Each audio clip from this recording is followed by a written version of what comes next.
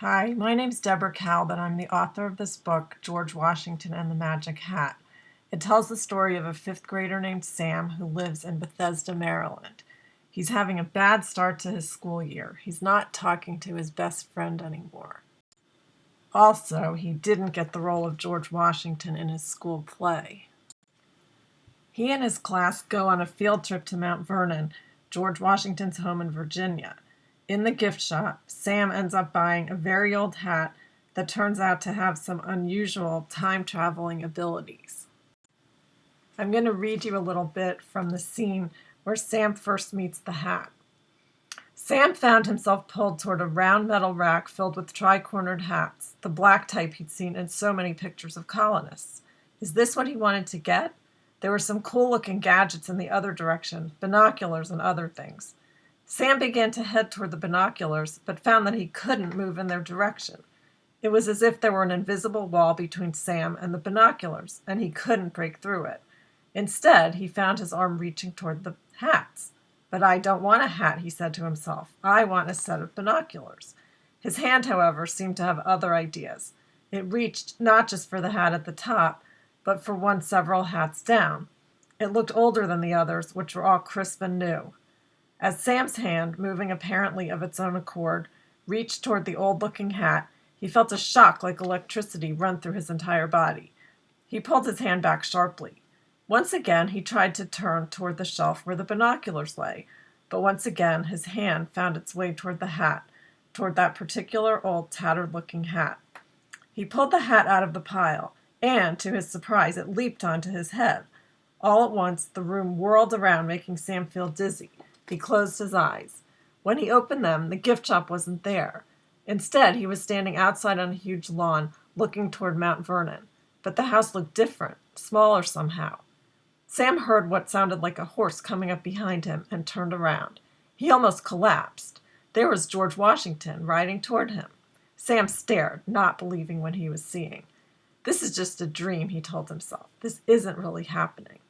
George drew closer and closer as Sam remained in place, transfixed, the hat firmly planted on his head.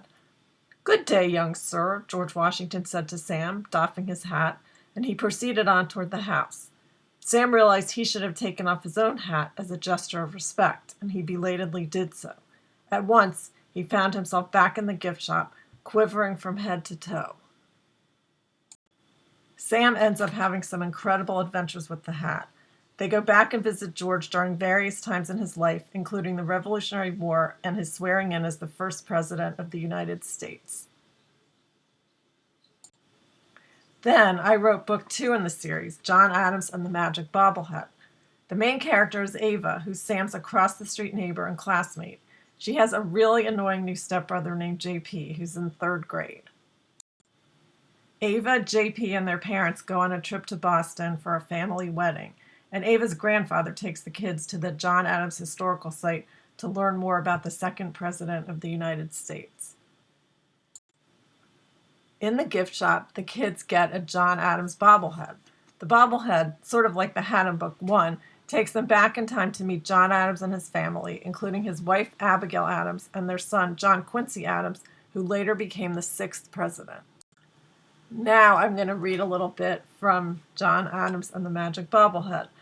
This is when they first start to talk to the bobblehead, or first realize that it can talk. "See, it's John. Hi, John. John, this is Ava," JP said, showing the bobblehead to Ava and shaking it a little so its head bobbed up and down. It was wearing a stern expression. It had receding gray hair, a suit with knickers and a vest, and black shoes with buckles. Ava peered at the bobblehead. It seemed to wink at her, causing her to jump.